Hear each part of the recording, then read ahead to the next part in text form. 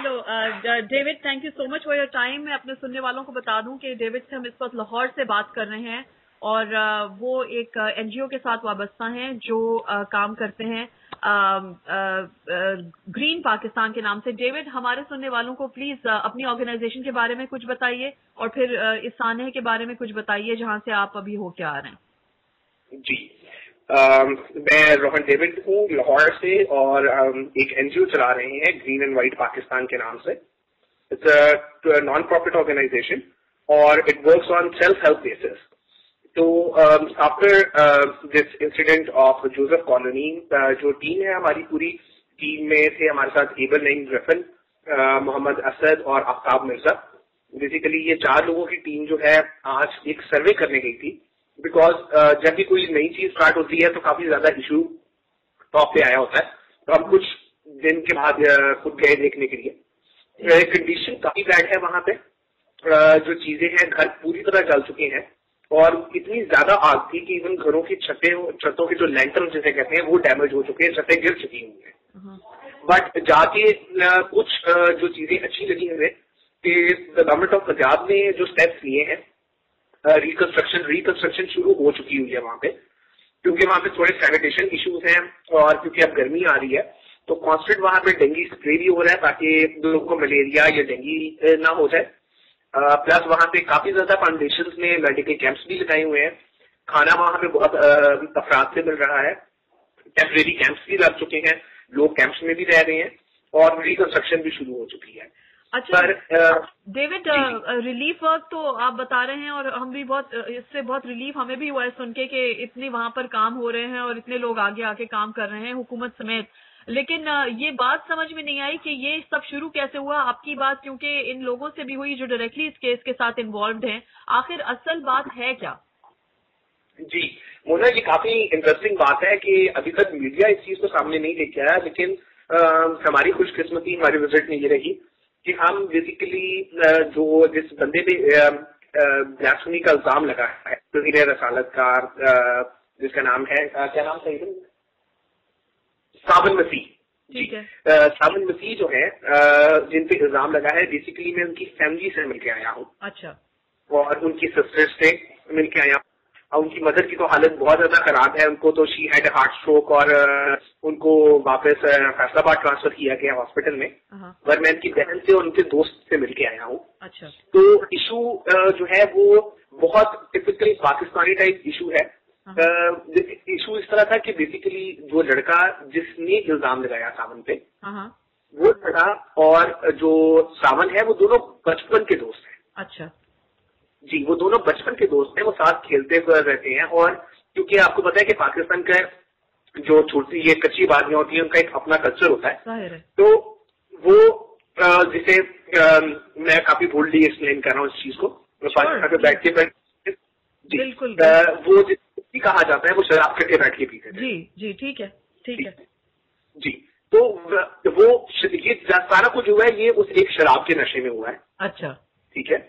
और इशू सिर्फ ये इतना हुआ है कि जिस एरिया में ये क्रिश्चियन कॉलोनी आबाद है, बेसिकली वहाँ के जो लोकल बिजनेस थे, लोग बिजनेस पीपल थे और जो मोनोपोली थी वहाँ की, वो इस कॉलोनी को खाली करवा के यहाँ पे मजीद फैक्ट्रियां बनाना चाह रही थी। अच्छा। तो उनको कोई चीज चाहिए थी कि वो कोई चीज ऐसी एजुकेट होती कि जगह खाली हो जाती।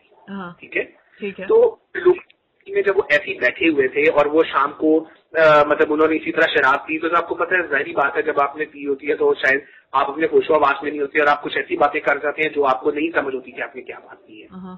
तो इस वजह आपस में सारी बातें हुई हैं। तो वहां पे जो कुछ कम्युनिटी थी जिसने इस चीज का फायदा उठाना था, उसने इसको देख के इमरान को एकदम से ये बात कही है कि यार ये तुम्हें गालियां नहीं निकाल रहा है, ये तो हमारे मजहब को निकाल रहा है और ये हजूर पाक को गालियां निकाल रहा है। अच्छा।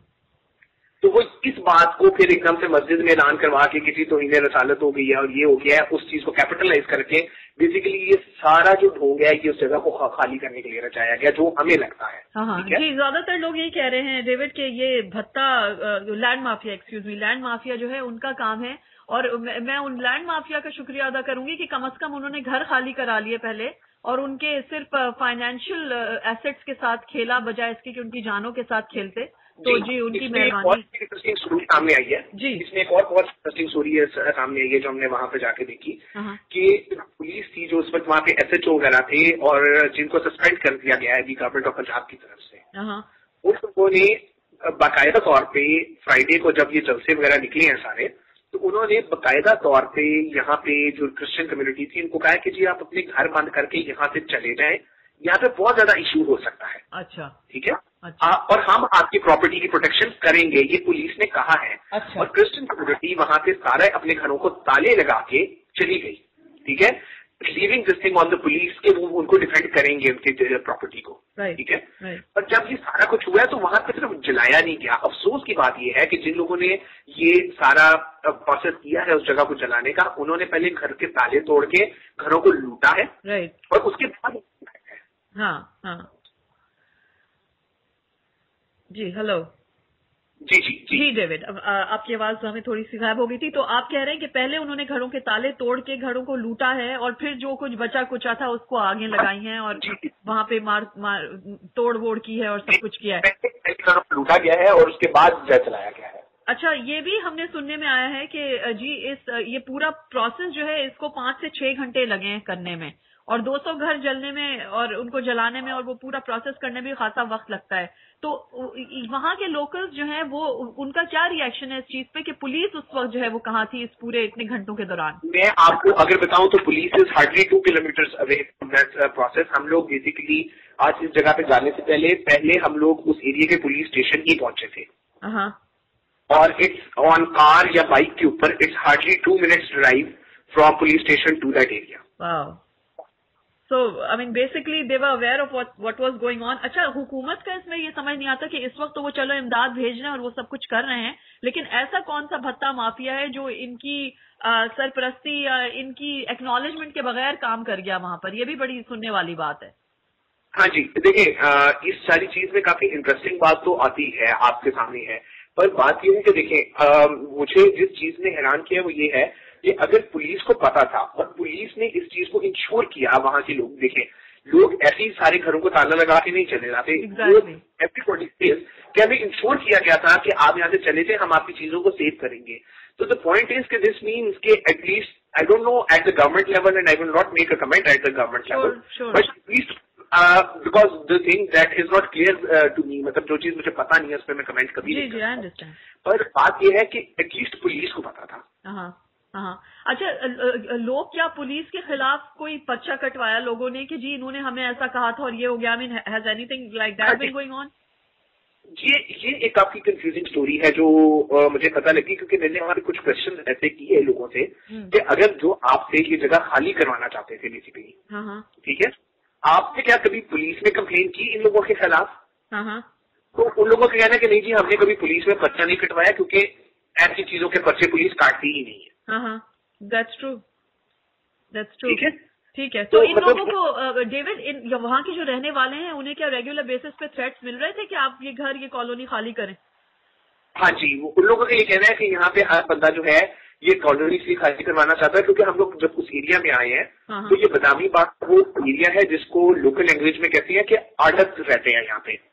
आड़त वो है जो सारा ये हैवी मेटल स्क्रैप का काम करते हैं, लाइक ट्रेन के इंजन और हैवी मेटल स्क्रैप और ये शिप्स वगैरह का मेटल और ये सारा जो इस लेवल का मेटल का काम करते हैं। अच्छा, हैवी मेटल का। अच्छा, तो जी, अच्छा, बेसिकली वहाँ पे उसमें और कोई इतना रेजिडेंशियल एरिया नहीं है। उस एरिया में बेसिकली सारी ये फैक्ट्रीज हैं, आयरन फैक्ट्रीज हैं और ये आयरन की ये हैं सारे गोडाउन्स हैं। अच्छा, तो बेसिकली जो है वो वहाँ पर यही चाह रहे हैं कि उस तरह के मजीद गोडाउन्स बढ़े। मतलब शक क्या उन पे जा रहा है जो ऑलरेडी ओनर्स हैं वहाँ पे इर्द गिर्द इन बिजनेसेस के? हाँ जी, तो जो अभी तो यही सामने चीज आ रही है कि गोडाउन खाली करवाना चाह रहे थे, ठीक है, मतलब गोडाउन वाले जो है वो जगह लेना चाह रहे थे और ये बेसिकली इस सारी चीज के बीच में एक चीज कैपिटलाइज हुई। ठीक है। और ये मजहब के नाम पे जो है ये एक और खेल गए हैं और सोच की बात है। क्या वहाँ के जो रेजिडेंट्स हैं उनको ये बात समझ आ रही है डेविड कि इट इज नॉट रिलीजियस, जिस तरह से इसको रिलीजियस रंग देके पेश किया जा रहा है, क्या वो ये बात समझ रहे हैं इस वक्त इस मुश्किल वक्त? मैं आपको जो है एक चीज पर कहता चलूँ यहाँ पे कि जो कम्युनिटी टारगेट हुई है वो ऑलरेडी वो कम्युनिटी है जो मेरे ख्याल में शायद 5 महीने वो जब कमाती है ना, तो वो तब एक रजाइया गदा या एक चारपाई खरीदने के काबिल होते हैं, क्योंकि वो सारे स्लीपर्स हैं उस एरिया के जो लोग हैं, SWM के मतलब मुलाजिम हैं, सीवरेज एंड वेस्ट मैनेजमेंट के। ठीक है, ठीक है। तो वो लोग हैं जो मिसाल में 4-5 महीने कमाते हैं, तो शायद एक चारपाई बनाने के काबिल आते हैं। तो उन लोगों के घरों में से जो जेवरात छोटे मोटे जो उन्होंने अपनी बहनों की शादियों के लिए चीज रखी हुई थी, चीजें बनाई थी, वो सब कुछ लुट गया और टूट गया या जल गया। ठीक है, तो आप उनको ये चाहे समझाएं कि ये मजहब के नाम पे नहीं था, ये लैंड माफिया तो है, बट जो इमोशनल डैमेज हुआ है आप उस डैमेज को कभी नहीं कर सकते। और तो that we are publishing in a while, हमारी अगर आप पेज पे रेफर करेंगे, कुछ देर में एक वीडियो हम लोग पब्लिश कर रहे हैं, green.white.campaign है, facebook.com/green.white.campaign के ऊपर। इसमें जो हम लोग वीडियो पब्लिश कर रहे हैं, उस बंदे की जो सामने का दोस्त था जिससे हमने ये सारी चीजें पता की हैं और उसका इंटरव्यू रिकॉर्ड किया है, उसको जब हमने ये क्वेश्चन पूछा कि आपको 2 लाख रुपए गवर्नमेंट ऑफ पंजाब की तरफ से मिले हैं, 5 लाख रुपए आपको प्रेसिडेंट ने अनाउंस किए हैं, ठीक है, तो क्या आपका ये लॉस कवर करते हैं? तो उसने कहा कि हमारे लिए सब पैसे जरूरी नहीं है, हम अमन से रहना चाहते हैं, पाकिस्तान हमारा भी मुल्क है, हमें तहफ़्फ़ुज़ चाहिए, हमें पैसे नहीं चाहिए।